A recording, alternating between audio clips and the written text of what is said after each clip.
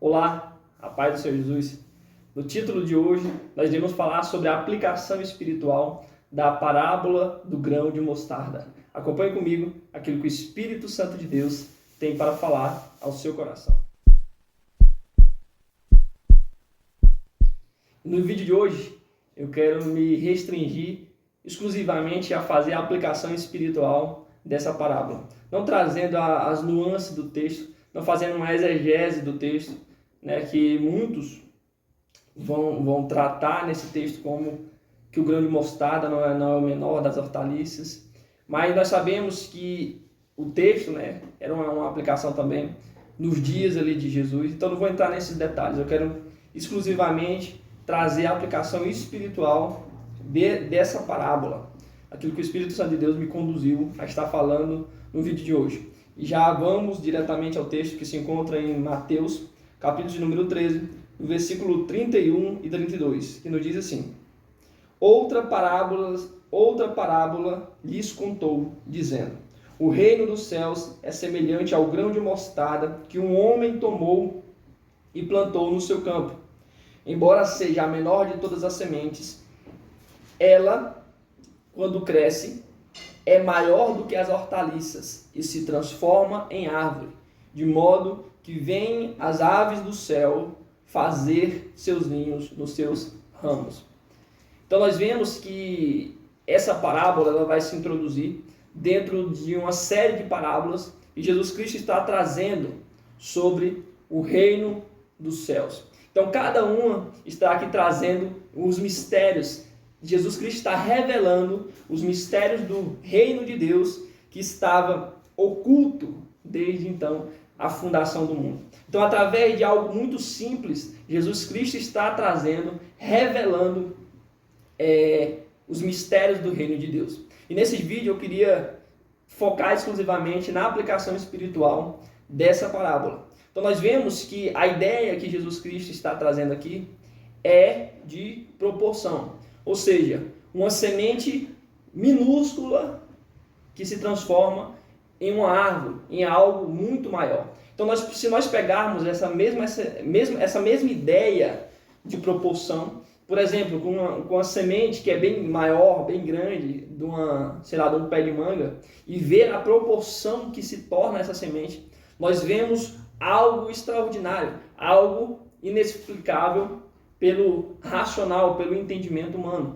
como algo bem pequeno em relação ao que se torna algo muito grande. É tanto que, pelo menos na minha região lá no Pará, essas árvores, esses pés de manga, é tanto que nos quintais tem que ser cortado, porque eles invadem os outros lotes por ser uma árvore tão grande. E aí tem que ser cortado. Então nós vemos a proporção que essa árvore se torna. Se nós formos pegar uma pessoa, sei lá, um cientista estudado, que vai sério, que vai pegar ali, se propor a compreender esse desenvolvimento, como essa semente pequena se transforma em algo muito grande. Talvez ele vai procurar dados, vai procurar a origem, qual é a espécie, mas dificilmente eu acredito que ele vai nos dar uma explicação racional que nós possamos compreender como algo tão mínimo pode se transformar em algo tão grande. E assim também é o reino de Deus, é o mistério do Evangelho, é o mistério da cruz, é o mistério do reino de Deus, no qual o rei desse reino é o próprio Cristo, é o próprio Deus. Jesus Cristo é o próprio Deus encarnado. Então, quando nós vamos tentar compreender o Evangelho, o mistério da cruz, talvez de maneira racional, não é possível nós chegarmos a uma conclusão. Porque o Evangelho, ele é desenvolvido através da fé. Não é através da minha racionalidade, não é através da sabedoria humana, não é através do intelecto humano, do entendimento humano. Nós, como seres humanos, não conseguimos compreender o mistério da cruz como um homem humilde que nasceu lá em Nazaré, ser o próprio Deus encarnado, ser o próprio Deus em pessoa. E mais ainda, qual a loucura disso? Se entregou na cruz, morreu por nós, mas no terceiro dia ressuscitou para nos dar a vida eterna, para nos dar a vida eterna com Ele. Então isso, para o ser humano, aquele que quer compreender de maneira racional, é loucura. Ele não consegue compreender. Mas se nós olharmos para toda a história, qualquer pessoa que se proponha a compreender toda a história humana, a história da humanidade, ele não consegue, é impossível ele tentar compreender a história da humanidade e não passar por Cristo, pelo que Cristo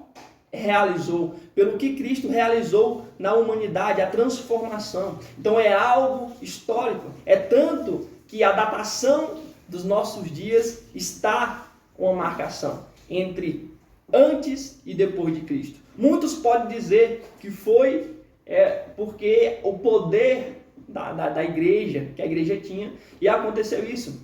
Mas nós sabemos que é o traçado que Deus, o projeto de Deus, que Deus já tinha traçado na eternidade. Nós vemos que como pode algo ser loucura para o homem que não consegue compreender com o seu racional. Então milhares de pessoas, milhões de pessoas que creem no que Cristo fez. Por quê? Porque não é algo humano. Nós sabemos que é algo que vai além da nossa compreensão humana. É algo que vem, que o próprio Espírito de Deus traz aos nossos corações. Como pode pessoas, durante os 4 primeiros séculos da nossa era, se entregar porque foram mortos por causa do Evangelho?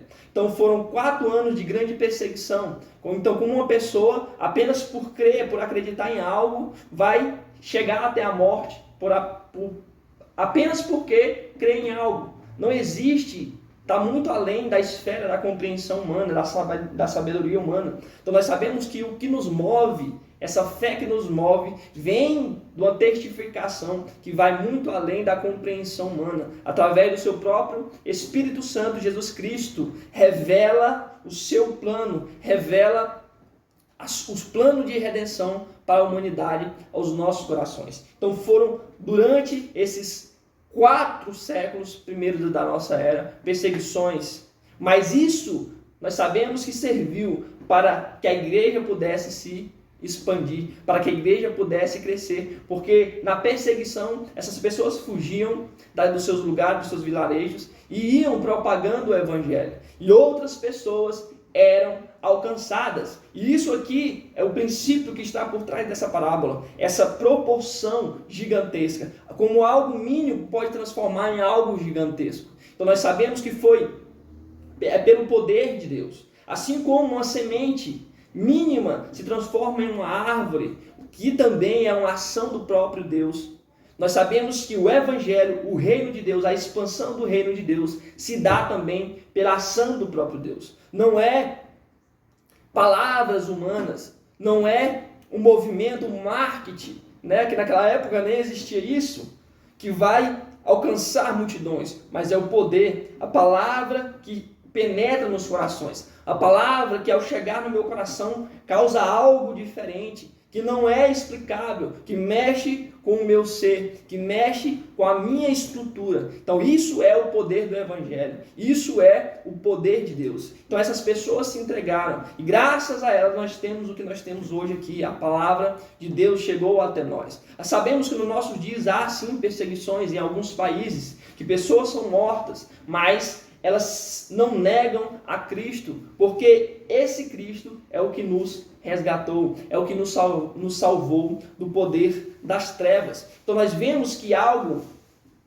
diretamente relacionado aqui a esta parábola, algo mínimo se transformando em algo gigantesco. Assim como ali o Gamaliel, que era um mestre da lei, um estudioso da lei, deu conselhos para aqueles homens que queriam prenderam Pedro, prenderam os apóstolos. Vocês deixam eles, porque se isso daí não for de Deus, não vai prevalecer. Se for do homem, isso não vai prevalecer. Então, o homem, ele pode, através da capacidade que Deus deu para ele, alcançar muitas coisas, alcançar algo na história que possa ficar marcado na história. Mas essa proporção gigantesca que o evangelho, que o cristianismo alcançou, só o próprio Deus pode realizar. Nós vimos lá esse conselho de Gamaliel no início da igreja primitiva, mas que até hoje o evangelho permanece, porque não é do homem, é do próprio Deus. Como pode milhões e milhões de pessoas serem alcançadas, mesmo não tendo o recurso que nós temos hoje, que é a internet, porque hoje nós estamos totalmente conectados no mundo inteiro, por causa da globalização. Mas naquela época não tinha isso, e hoje nós vemos cada vez mais o evangelho sendo propagado. Então nós vemos lá que esses 400 anos foram de perseguições, mas aproximadamente ali no quarto século, a igreja vai se tornar uma instituição, ou seja, o Império Romano vai transformar a igreja do Senhor na religião oficial. Então a igreja, então, que até então era perseguida, agora vai se tornar uma instituição. Nós sabemos que isso causou algo muito grave no nosso evangelho, que até hoje está presente, mas isso também estava no propósito de Deus, porque a igreja que até então era perseguida, agora ela se torna parte do Império Romano. Então isso aí foi também algo fundamental para que o evangelho se propagasse, para que o poder de Deus pudesse alcançar muitas vidas. E aí nós vemos a aplicação espiritual dessa palavra, de algo mínimo se transformar em algo gigantesco. Então a igreja perseguida talvez chegasse a um limite ali por causa da perseguição ao evangelho, mas Deus permitiu que essa mesma igreja, que esse cristianismo se tornou institucionalizado pelo Império Romano, apesar das suas distorções, de pegar o cristianismo e distorcê-lo, nós sabemos que isso foi também responsável, foi um traçado no plano de Deus para que o evangelho pudesse crescer ainda mais e alcançar vidas. Então isso é inexplicável racionalmente, é inexplicável aos olhos humanos, para eu entender intelectualmente. Então como assim? Um homem morreu na cruz do Calvário pela minha vida. Então isso não é possível ser compreendido pelo meu intelecto, mas pela fé. Eu creio que Jesus Cristo é o Filho de Deus e que veio e se entregou na cruz do Calvário pelos meus pecados, mas que no terceiro dia ressuscitou.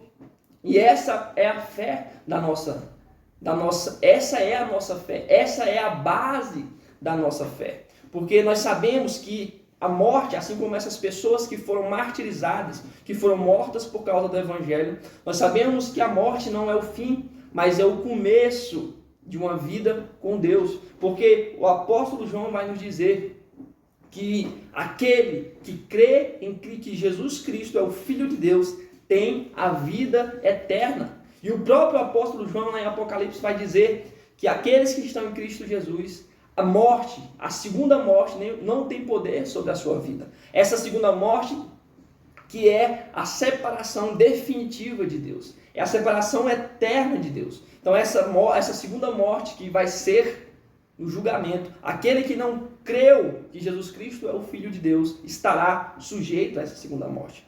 Mas quando nós cremos em Cristo Jesus, que Cristo Jesus é o Filho de Deus, não por entendimento, não porque eu liguei os pontos e cheguei racionalmente a esse entendimento, mas porque o Filho me revelou o mistério da sua glória, nós cremos que a morte não é o fim, mas o começo. E essa é a esperança que nos move para permanecer independente das dificuldades, independente das circunstâncias, assim como aquelas pessoas foram martirizadas, sofreram, foram decapitadas.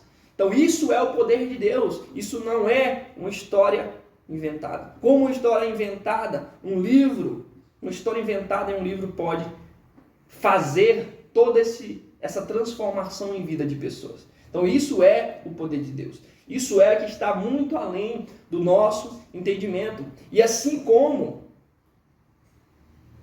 essa semente precisou morrer, essa semente de mostarda, ela precisou ser enterrada, ela precisou morrer como qualquer semente para nascer, para germinar. transformar em algo muito maior, em algo muito grande. Isso que é inexplicável racionalmente aos nossos olhos, ao nosso entendimento. Assim nós também, quando cremos em Cristo Jesus, quando nascemos novamente, o nosso velho homem, o nosso velho eu, ele precisa morrer. Então precisa morrer para algo nascer novo. E assim como essa semente de mostarda que nasceu e serviu de abrigo para outras aves, ou seja, serviu de suporte para outros animais, assim também aquele que nasce de Cristo, que morre para o mundo, que assim como a semente é enterrado para o mundo e vive para Cristo, também alcança outras vidas através do poder do Evangelho. Não agora apenas com palavras, mas com o testemunho de Cristo. Cristo vivendo em nós através do poder do seu Espírito Santo. Em todas as ações que nós possamos realizar, essa árvore do reino, esses ramos do reino, são pessoas que alcançam também outras pessoas, que vão alcançar a salvação, que irão alcançar a vida eterna. Então compreenda que algo mínimo, vamos pensar em uma pessoa, essa semente mínima, que não tem poder para transformar ninguém, mas quando morre e é nascida do Espírito, é nascida uma nova pessoa, alcança também outras pessoas. Ou seja, torna uma proporção muito maior, além do entendimento do próprio homem.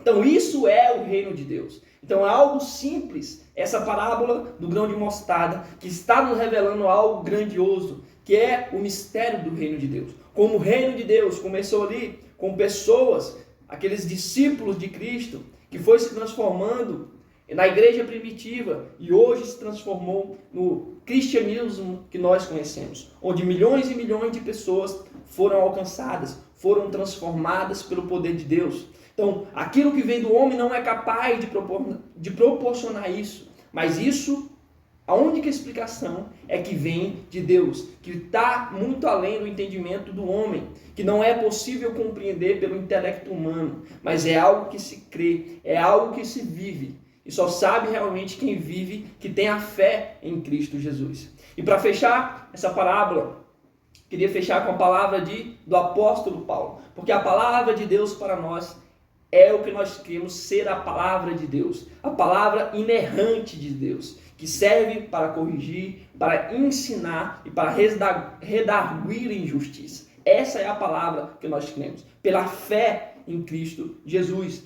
E 1 Coríntios, capítulo de número 1, eu vou ler do versículo 18 a seguir. Paulo vai nos dizer assim: pois a palavra da cruz é loucura para os que perecem, mas para nós que somos salvos é o poder de Deus. Pois está escrito: destruirei a sabedoria dos sábios, aniquilarei a inteligência dos inteligentes. Onde está o sábio? Onde está o mestre da lei? Onde está o questionador deste século? Não tornou Deus louca a sabedoria deste mundo? Visto que, na sabedoria de Deus, o mundo não conheceu a Deus por sua própria sabedoria. Aprove Deus salvar os crentes pela loucura da pregação. Os judeus pedem sinal, os gregos buscam sabedoria, mas nós pregamos a Cristo crucificado, escândalo para os judeus e loucura para os gregos. Para os que são chamados, porém, tanto judeus como gregos, pregamos a Cristo, poder de Deus e sabedoria de Deus, pois a loucura de Deus é mais sábia do que os homens, e a fraqueza de Deus é mais forte do que os homens. Ora, irmãos, considerais que erreis quando fostes chamados. Poucos eram sábios, segundo os padrões humanos, poucos eram poderosos, poucos eram os nobres de nascimento. Deus, porém, escolheu as coisas loucas deste mundo para confundir as sábias. Deus escolheu as coisas fracas deste mundo para confundir as fortes. Deus escolheu as coisas vis deste mundo, as desprezíveis e as que não são, para aniquilar as que são, para que ninguém se glorie perante ele. Quando a vós, porém, sois dele, em Cristo Jesus, o qual para nós foi feito por Deus sabedoria e justiça, e santificação e redenção, para que, como está escrito, aquele que se glorie, glorie no Senhor. Então, a expansão do reino de Deus, a loucura da pregação, que alcança os corações, não é possível ser compreendida por sabedoria humana. Então, aquele que busca compreender os mistérios de Deus, o mistério do Evangelho por sabedoria, não vai chegar a lugar nenhum. Porque a palavra de Deus, o Evangelho de Cristo, só é possível ser compreendido pela fé. E isso foi o plano de Deus, para confundir os que acham que são, aniquilar a sabedoria dos que acham que são, para alcançar pessoas, seja do mais simples ao mais erudito. Então nós vemos que o poder de Deus ele alcançou, porque por meio da fé. Porque a compreensão não vem de mim, não vem do meu intelecto. Então, tantas pessoas que talvez não sabem nem ler são alcançadas pelo poder de Deus. Desde pessoas que têm alto nível de estudo em qualquer área são alcançadas pelo poder de Deus. Porque o entendimento, a revelação do mistério de Deus não está na minha condição intelectual, mas no meu coração. Eu acreditar que Jesus Cristo é o Filho de Deus. E que a graça e o amor de nosso Senhor e Salvador Jesus Cristo seja na minha e na sua vida. Amém.